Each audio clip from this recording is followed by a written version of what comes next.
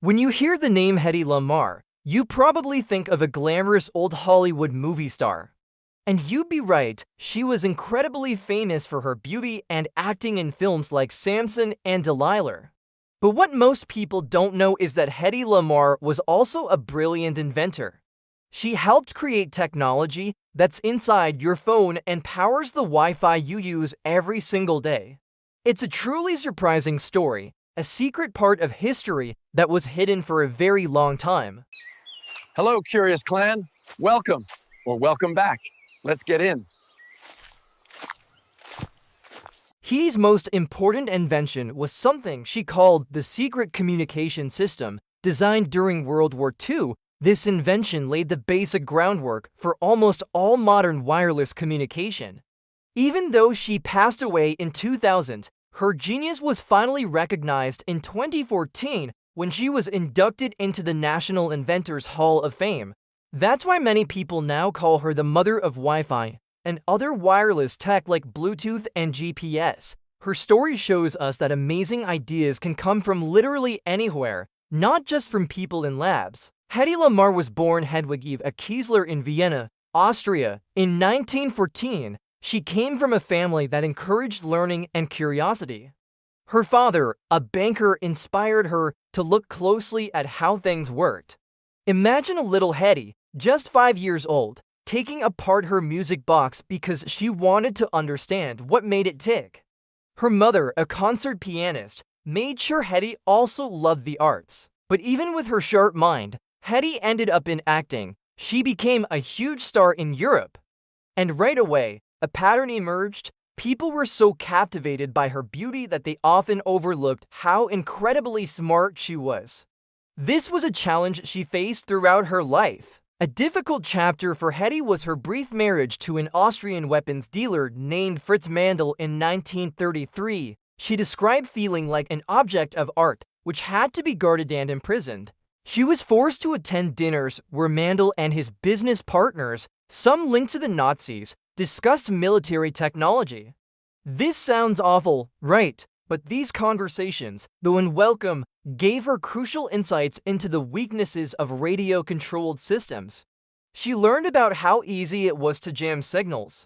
Eventually, she escaped Mandl in 1937 and made her way to London. From London, Hedy moved to Hollywood after meeting MGM studio boss Louis B. Mayer. In this new world, her inventive spirit truly awakened, thanks in part to her friendship with the eccentric millionaire and aviation pioneer, Howard Hughes. Hughes actually recognized and encouraged her scientific side. He even gave her equipment for her trailer and took her to his airplane factories to show her how they were built. Hedy genuinely loved to invent. She famously said, "Improving things comes naturally to me." She worked on early inventions like a better stoplight and a tablet that could make a soda just by dissolving in water. Then came World War II. As the US prepared to enter the war, there was a huge problem. Radio-controlled torpedoes, a new weapon, could easily be jammed or knocked off course by the enemy. Hedy, deeply worried about her family back in Europe, wanted to help. In 1940, Hedy met George Antheil, an avant-garde composer and her neighbor in Hollywood. Their conversations quickly turned to the war. Hedy had a brilliant idea. What if a radio signal could constantly change frequencies? If it jumped around quickly and randomly, it would be almost impossible for the enemy to jam because they wouldn't know where to find it next. Antheil, with his experience synchronizing multiple player pianos for his music, provided the perfect solution. He proposed using a mechanism like a player piano roll to make the radio frequencies jump between 88 different channels, like the 88 keys on a piano. This was a true collaboration, Hedy's big idea and Antheil's clever mechanical solution. Their secret communication system patent was filed in 1941 and granted in 1942. A small newspaper notice even called it red hot, but the US Navy, despite its potential, initially rejected it. They thought the player piano mechanism was too bulky and unreliable for a torpedo. Many believe the Navy simply couldn't see past the fact that the idea came from a Hollywood actress and a musician, not a traditional engineer. Because it was a military invention, it was classified or made secret until 1981. For decades, Hedy's amazing contribution was completely unknown to the public. She never received any financial gain from it. But the idea didn't die. In the 1950s, engineers picked up the core concept of frequency hopping again. What made it possible this time? The invention of the transistor. Transistors allowed them to build electronic versions of the system that were small and reliable, solving the bulkiness problem that plagued Hedy's original mechanical design. The US Navy finally started using frequency hopping technology in the 1960s, notably during the Cuban Missile Crisis in 1962, to secure their communications.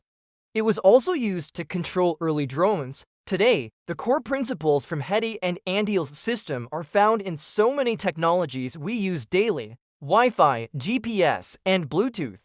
That's why Hedy Lamarr is now widely called the mother of Wi-Fi. Her innovation is at the heart of our modern cell phone networks too. So how does frequency hopping work? Imagine you and a friend are trying to talk on walkie-talkies.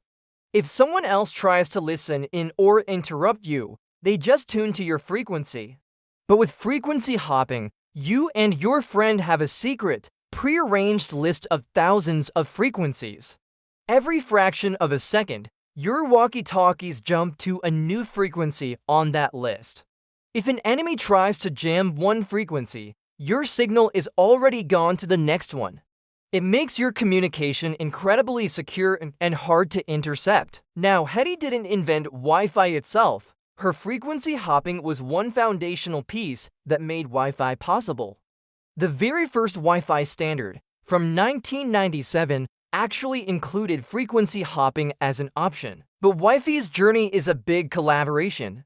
Scientists in Australia solved problems with wireless signals bouncing around. Engineers like Victor Hayes helped create the actual Wi-Fi standards. Companies joined together to form the Wi-Fi Alliance, which gave us the name Wi-Fi and makes sure all our devices can talk to each other.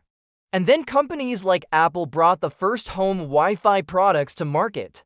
It's a chain of innovation built on fundamental ideas like Hedy's. Today, it's almost impossible to imagine life without Wi-Fi.